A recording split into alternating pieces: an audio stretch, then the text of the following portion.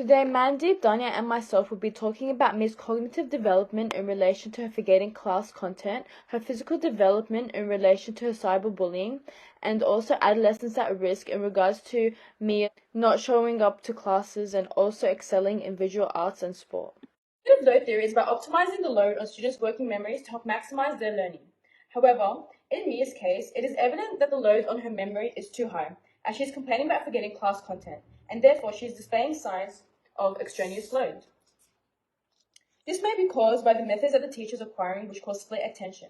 Due to our conscious attention being extremely limited, it is important that the teacher integrates information that is physically placed together. Biosky argued that there are limits to what students can learn on their own, and that they could learn more from an adult or from their fellow team members who know more than them.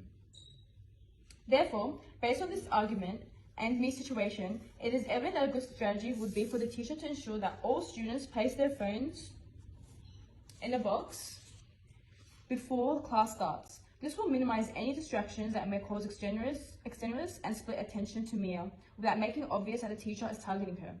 The teacher should also effectively instruct group work and allow peer-to-peer learning and pair struggling students with students who are doing well in the subject. Group work can provide a context for peer tutoring so that Mia could extend her knowledge to the zone of proximal development beyond what she could achieve on her own. This can be attained by handing out a worksheet to the group that has all the definitions of terms in the same page as the questions. It would actually minimize extraneous load, wasteful load, and eliminate split attention when the teacher is teaching complex material. Students can then quiz each other and tell one another what they found most interesting from the worksheet. This also makes the work more engaging and allows students to think critically. According to a study conducted by Ironside in 2005, student memorization occurs when students are critically engaging with the content and contributing to class discussions. Therefore, engaging in class activities are highly effective in optimizing the load of Mia's working memory. However, there are a few limitations to this strategy, as many things can go wrong. For example, the students may complain about and even refuse to follow the teacher's instruction of placing their phone in a box at the beginning of the class. Students may also be highly disruptive when working in groups and may not complete the assigned tasks. These limitations can reduce the overall effectiveness of the strategy. I will now pass it on to Mandeep, who will explain Mia's physical development. We are discussing about Mia, who is in year 9, and she looks physically more mature as compared to her peers, which means that she has undergone puberty earlier as compared to her peers, and she is an early mature female, due to which she is facing some challenges, and one of challenges is cyberbullying as per her friend's information. She is a victim of cyberbullying just because of her mature image. So she might be receiving some inappropriate content on social media, or she might be in contact with people who are older than her. Other than cyberbullying, Mia can be at risk of depression, as there is a mismatch between her psychological development and her physical development. As she looks mature, she is physically mature, but she is not mentally matured from here. So there is a gap between her physical development and her psychological development. And she may be under pressure to bridge up this gap, due to which she might be going through the depression. Another risk factor can be she is poor in academics. She may be poor in academics, and this can be seen in the case like she is forgetting content now. Another risk factor is her low or poor social circle, which means that she might be teased by her peers or by people in the school. Now let's come to the solution, how we can help Mia now. So in solutions, we can have an awareness sessions to aware students about puberty. We can have like a session with the students, what puberty is about, what physical changes students go once they reach puberty. And during this session, we can create awareness about what impact teasing and bullying impact on the students who are early matured. So during this session, students can become aware about the puberty changes, and they can come to know about what other students feel about when they have received teasing from the people.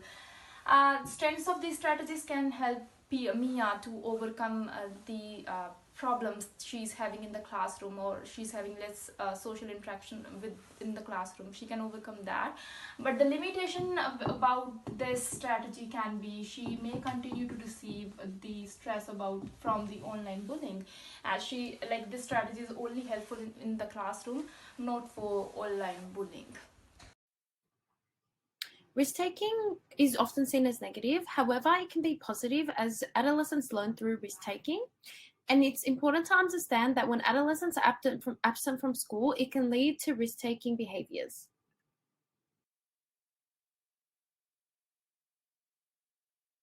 URI's ecological perspective touches on how schools, teachers, communities, and peers are an important factor in adolescent development.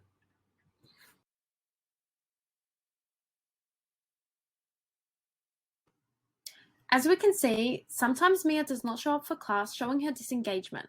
However, we can see she excels in visual arts and sports and would like to go to university. School absenteeism and dropout gives us a better understanding into the problematic development of adolescence. Mia is showing signs of absenteeism, and therefore she is at a high risk of dropping out of school, which can lead to economic deprivation, social, mental, and marital problems in the future. Absenteeism can also lead to other life problems, such as risky sexual behavior and psychiatric disorders, and many others. Results show that it is essential for educators to provide a safe, positive school environment to ensure belonging and connectedness, and therefore it can allow engagement within the classrooms and less likely for her to drop out of school. To prevent Mia from dropping out of school, it is essential to focus on her love for visual arts and her wanting to go to university for visual arts. One initiative will be to bring in guest speakers into the school, as the speakers serve as great role models and it can help with students' future goals.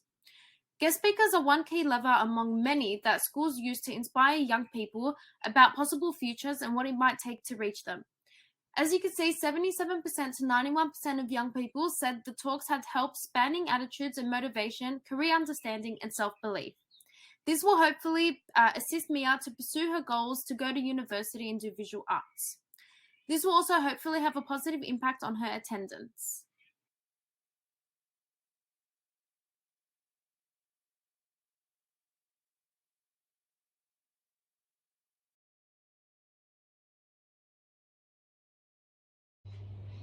Hello, I'm Dania Musa and I'm majoring in mathematics and hopefully we'll be teaching that at school.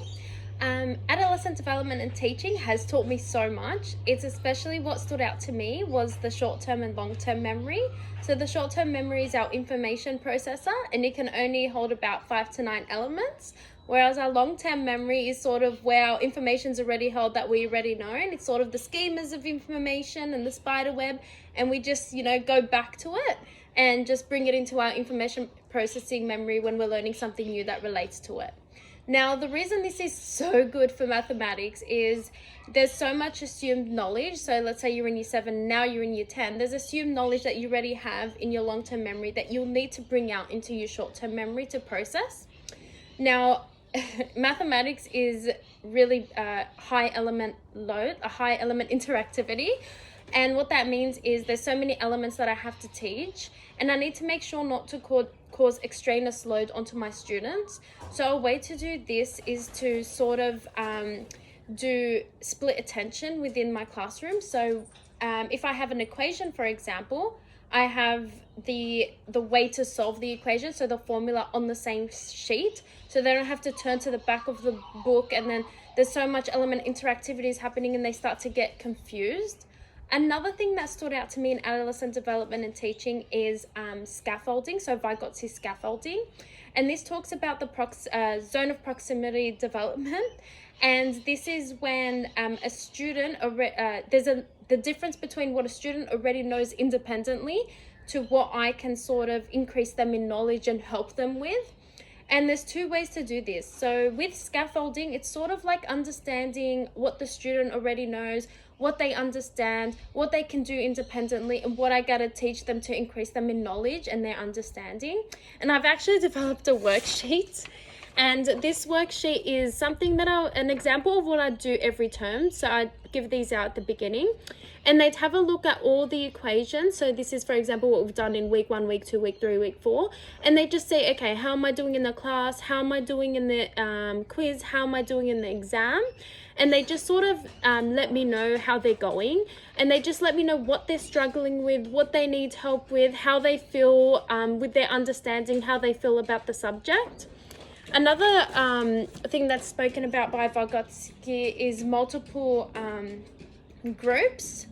And what I've done is I would like to split up the class, and I've created another activity. I've got like 8 sheets here, I can't carry them all, but it's sort of all these little sheets like put together, and they sort of just work as a group to solve the formula, and that just helps them to, you know, share their knowledge with each other and sort of help each other out, and just them working independently. Thank you.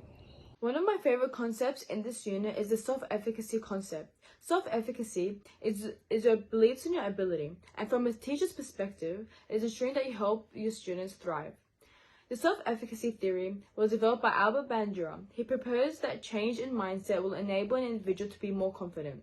In my English lessons, I would do this by ensuring that my confidence levels are high, as when a teacher is confident in their abilities, they will be better at developing the confidence of their students. I will do this by carefully planning all my lessons in advance. As a teacher, I will ensure to boost mastery experience for students by creating tasks that are not too complex and not too easy. For example, during my English class, I will set a summative assessment in the beginning of the term to track the progress and knowledge of my students. Based on these results, I will create a worksheet that is challenging but achievable, as this will help the students believe that they are good at the English subject. I will do this progressively until my students are really good at the subject. I will also incorporate the verbal source of self-efficacy by giving my students feedback and focusing on their strengths and telling them how to improve their weaknesses. I will also create a positive environment in my classroom by constantly telling my students that they are capable of doing anything they put their mind to. I remind them of this by writing down an affirmation on the board every day, such as, I believe in my abilities. This will set a positive tone in the beginning of each class. Another topic that I find incredibly interesting is the cognitive load theory. Cognitive load relates to the amount of information that working memory can hold at one time. Sweller said that since working memory has limited capacity, instructional methods should avoid overloading it with additional activities that don't directly contribute to learning. One form of cognitive load is extraneous load. This is imposed by the teacher and includes split attention, redundancy, and advanced learner situations. Teachers must minimize extraneous load, and I would do this in my English class by using the method of chunking, especially when my students are learning to write essays. I will focus on teaching my students how to write one body paragraph first, so that they can learn how to effectively use topic sentences and elaborate on a specific point. In doing so, this will allow my students to become excellent essay writers, as their cognitive load is minimized, and the information is able to be processed by the working memory. The unit of adolescent development theory, research and practice has helped me to understand the concept that psychology of teenagers is an invaluable asset to develop effective teaching and behavior management strategies. The section of this subject, cognitive load, will be a helpful tool in the future to design my lesson plans. While learning about cognitive load, I came to know how much cognitive load impacts the learning of the students. Cognitive load refers to the load on the memory, as human memory works in two parts, short-term memory and long-term memory. When something is processed, like some new information is given to the students, like if that information is complex in nature or has multiple elements to learn at a time, it will create a load on the memory, so they won't be able to remember the same thing for a long time. So by keeping this concept in mind, I'll plan my future lesson in such a way that it will not create much load on the memory, and I'll divide the lessons or the information into smaller parts. Being a science teacher, it becomes very difficult to make them understand about some concepts, because it creates load on their memory. So for example, in a chemistry class, if I want to like teach them about the periodic table elements, their symbols, their position on the table, their properties, how they interact with each other, how their reactions with like other elements. So it becomes like a high element task for them to remember whole things like at the same time.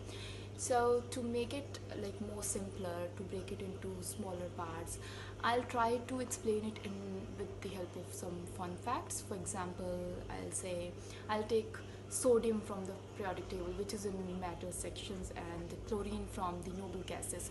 Both are positioned at the end of the tables.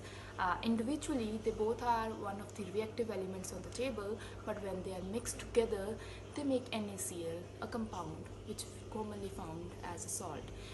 Second one would be like krypton. It's not only a planet of Superman, but is also available on the periodic table as a noble gas which glows white when it is charged, and it's a cousin of neon. It's same from the noble gases. So this is how they will remember the concepts for the long time, and it will not be boring for them to learn or remember them for a long time.